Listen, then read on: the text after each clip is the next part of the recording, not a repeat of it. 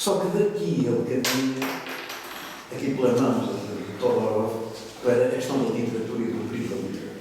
E aqui nós encontramos, como primeiro grande ponto entre os dois textos, embora em tudo isto que eu fui dizendo já haja pontos que se vão estabelecer, sobretudo para quem os conhece.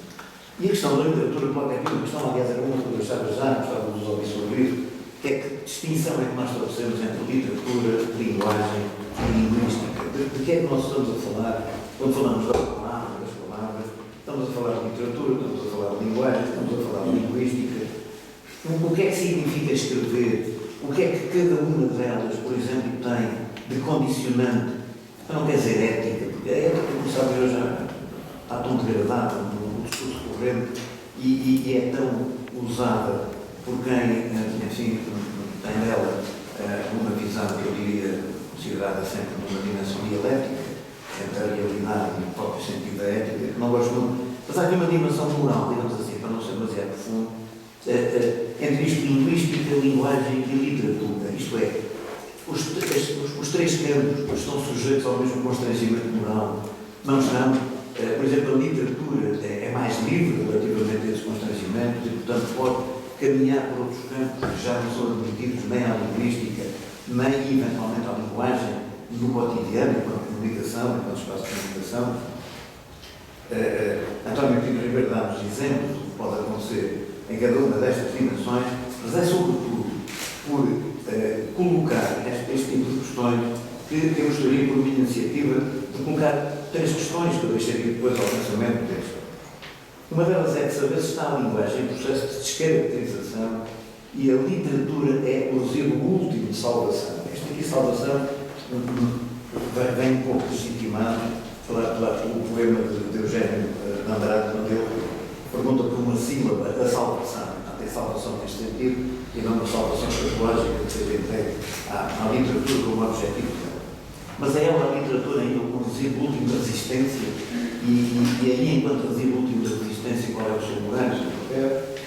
Depois está a política a escrever uma nova língua, a desenhar uma nova linguagem e está a desenhá-la de forma informal e a criar não apenas uma ideologia, mas uma ciência de instalação de uma nova linguagem. E qual é o poder de dominação do povo através do discurso? Onde para, no fundo, o papel das palavras, então, neste contexto interrogativo que eu gostava de vos deixar. Isto fica aqui com paternidade um bocadinho para António Ribeiro e passaria depois para Hélio. Aqui, este é um daqueles casos em que ambos estão completamente disponíveis para não ligar a importância nenhuma académica do seu espaço e executarem a obra a partir de outro tipo de formulação. Não há, obviamente, depois lá fora não deixa de responder, que eu gostava de depois já não estou mais confortável. Quanto ao texto Hélio, o texto Hélio Freire começa com um desafio que eu acho que acompanha o texto todo e que nos pode acompanhar também. E que diz o seguinte: no rigor do latim, indignado é o que é tornado indigno. E eis, porém, que a palavra não se aceita a ela própria, empreende uma singular rebelião.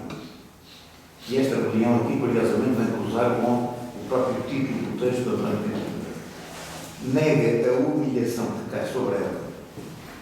Vejam o quanto esta palavra é poderosa. Como deitou ao chão a sua origem, como tomou nas mãos a sua vida. Eu leio e releio este parágrafo. E às vezes, depois já vamos conversar sobre isto, atrapalha-me um bocado depois quando chega à metáfora e fica aqui um bocado cheio de contradições internas relativamente a isso. Mas vão ver que é importante que este texto fique a iluminar, este parágrafo fique a iluminar o resto do texto, para nós podermos andar um bocado, o texto é felizmente para nós extenso, para chegarmos a alguma coisa que pode ser uma primeira mera aparência, não diria de contradição, mas de contraponto, quando diz que vejo como anda gente a reclamar que se dê espaço à imaginação. E aqui nós dividimos logo entre os do maio de 68, muito amigos da Alex, normalmente, e os outros.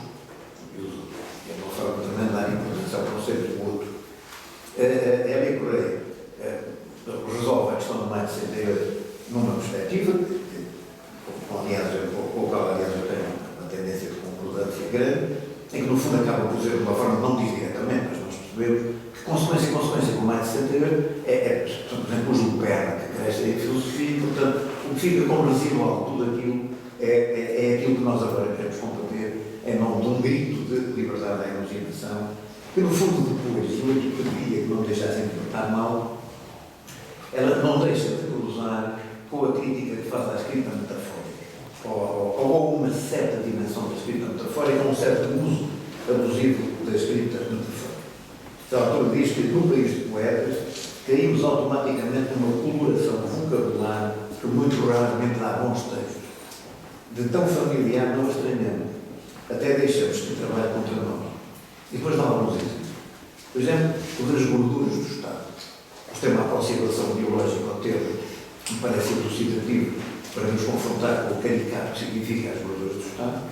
E depois, animada pela argumentação que faz relativamente às gorduras do Estado, avança para outra expressão que hoje o nosso inimigo não tem rosto, e mais uma vez nós encontramos aqui caminho para fazer uma leitura desconstrutiva disto que nós vamos criando em torno da ideia da metáfora. Temos que chegue de pequena literatura. Os governantes descobriram o filão e desataram a usar sem beijo os melhores truques da academia. Metaforizam-nos almadamente e é com muito sucesso que recorrem os artifícios da Pompeia como novas pessoas ao caminho. Dá vários exemplos.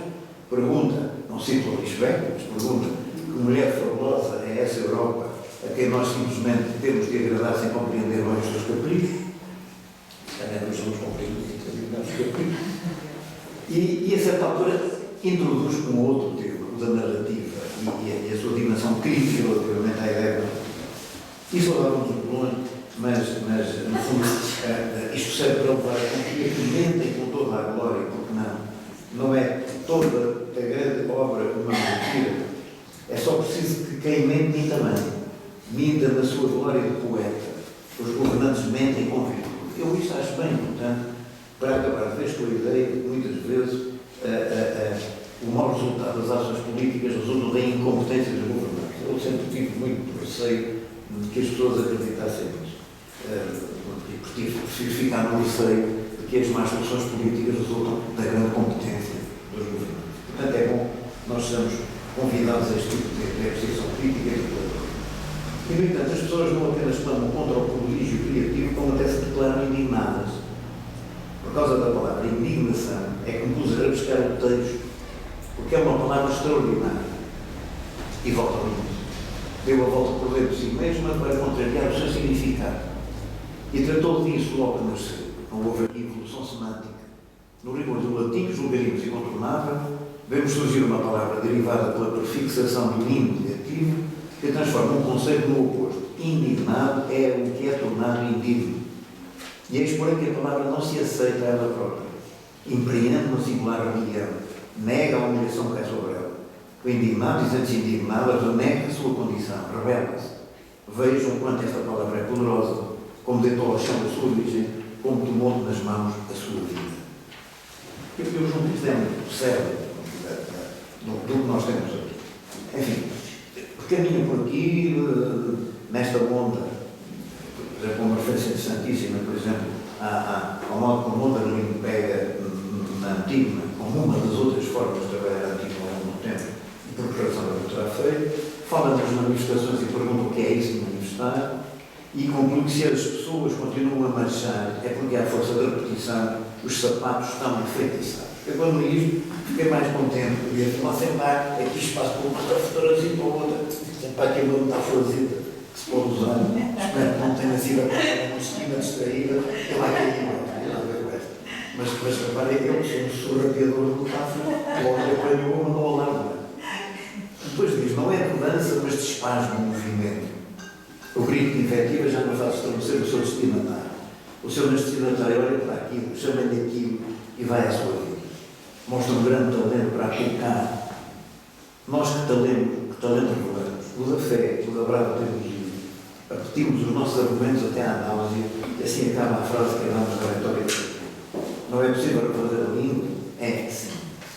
E esta ideia de governantes olharem as manifestações e dizerem, tratarem como aquilo e daí não haver efeito